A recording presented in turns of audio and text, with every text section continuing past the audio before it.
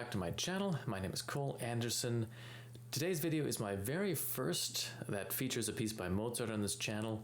I've been kind of delaying putting any Mozart up here since I actually find that Mozart is one of the most difficult composers to really play well. Everything is so transparent and clear in his music that the slightest note out of place is immediately noticeable. In fact, Leonard Bernstein even said something to the effect that in a Mozart performance, if something goes wrong, it sounds like a traffic accident. I think we oftentimes also underestimate the amount of thought that Mozart actually put into his works and the amount of thought that it really requires from the performer to make these works really effective in performance as well. If you've been following my channel for a while, you'll know that I did a response video some months back to a highly controversial television program that was done by Glenn Gould. And basically the thesis that he put forth was that Mozart in his later works, at any rate, degenerated into a kind of very skillful self-parody and allowed his skill for improvisation to overwhelm his compositional instincts. And I won't go into all the details of my counter-argument. You can just check out that video if you want to hear all about that.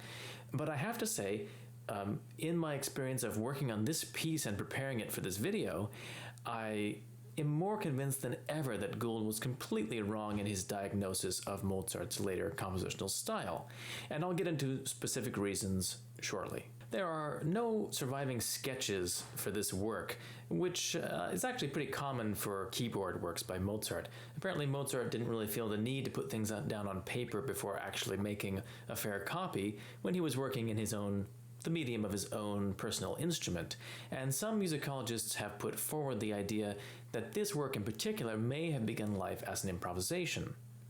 I have to say, I really don't think that it's too likely myself, given how extremely carefully it is structured. Even if it did start out as an improvisation, Mozart must have put a great deal of thought into the construction of the piece and revised it a good deal in his mind before putting it on paper. As the title suggests, it is in rondo form, A, B, A, C, A. However, it's a very magnificently expanded rondo form, and the two contrasting episodes, the B and C sections, are very expansive. They almost qualify as miniature sonata form movements on their own. They recognizably have expositions which move from the local tonic to dominant, developments, recaps, and extended codas. In addition to this, each repetition of the A theme is also ornamented in a more splendid way than the previous one. It's a marvelous example, along with examples such as the slow movement from Mozart's Sonata in F major, Koelschel 332, and the slow variation from the D major Sonata, Koelschel 284, of how Mozart himself must have gone about improvising embellishments to his own repeated material. Beyond that, though, another thing that's remarkable about this piece is the extreme economy of motivic material. It's quite Beethovenian in that sense. It never seems to lack richness, but really all the main ideas are derived from the opening motive. So there's two ideas derived from the chromatic scale that make up the main theme: a chromatic turn, and then a rising chromatic scale.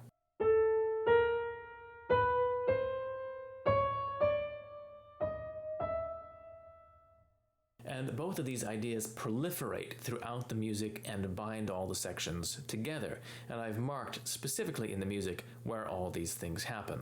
Well, I said this makes one think of Beethoven, and I guess I should have said the other way around, really. Beethoven was about 17 at the time and was still going to make his mark in the world. But even more remarkable about this piece, even than the structural integrity, is how the chromatic harmony is handled. I think it directly foreshadows the work of composers who wouldn't even be born for another 20 years.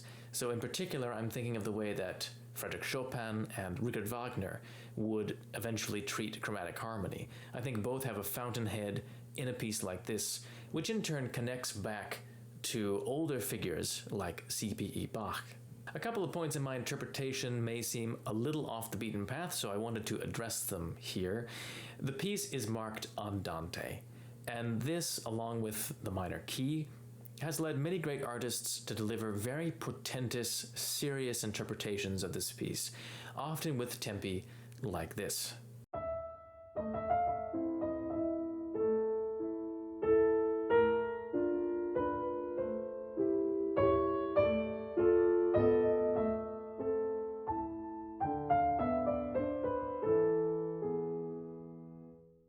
And as effective as many of these performances are, I have to say they've always troubled me a little bit because I really feel that they misrepresent the mood and intended effect of this piece.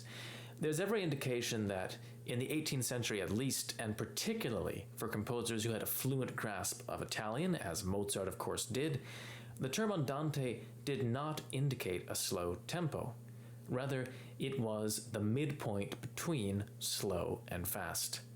And this is borne out by the literal translation from Italian. Andare is literally to go, to move. This is also why the term andantino for a composer like Mozart or Haydn or even Beethoven was actually a slower tempo than andante, not a faster tempo. What it became for later composers was a kind of a synonym for allegretto. This was of course along with the trend towards making andante into a slow tempo. It eventually became just a little bit faster than an adagio. But if you take it at its original meaning here, as Mozart would have very probably intended, it completely transforms the character of the piece. If we feel it in a flowing 2 beats per bar instead of a slow 6, just listen to how the music takes on a kind of a suave, elegant, dance-like feeling.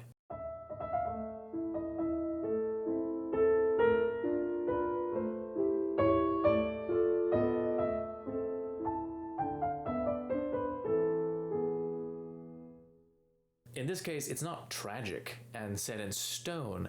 Instead, it has a kind of gentle wistfulness and reflective quality. And the faster tempo much more accurately allows the episodes to breathe and take flight, musically speaking, at least in my opinion. So that's one point. Another is ornamentation.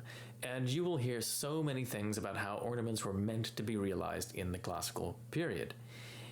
Here's what we know for certain. We don't really know anything for certain.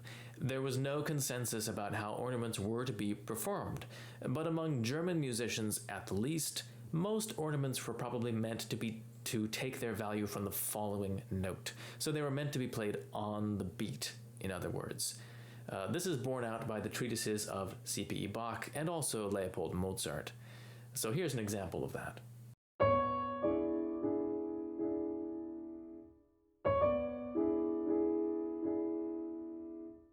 However, having said that, many other contemporary sources also allowed certain situations where small notes could also be realized before the beat. There was no real consensus here, but the general rule was if the small note is a leap to the following note, or if there are more than one small note in a group, the ornaments might be better realized ahead of the beat.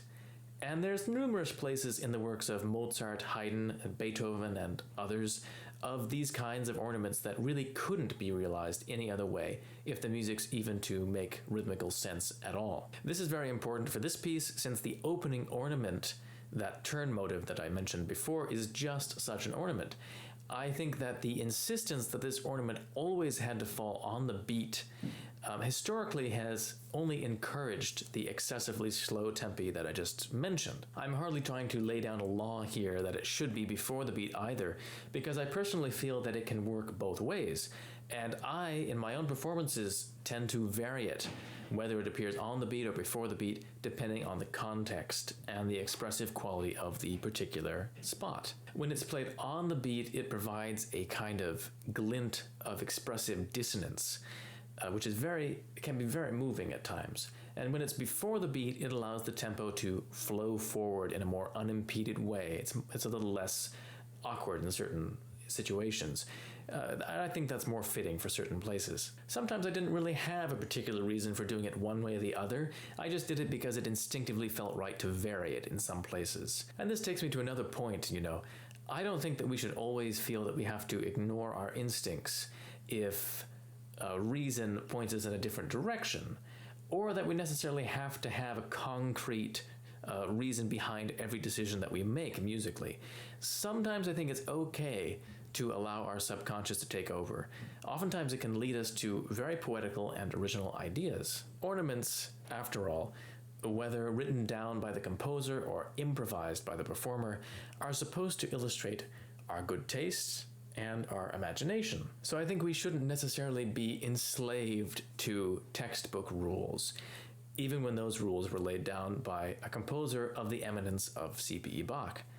We should always be flexible and make our decisions based on the musical context. So please enjoy the performance, and also leave a comment and let me know what you thought about it. Click the like button, subscribe, and I'll be back next week with some more beautiful music. So long for now.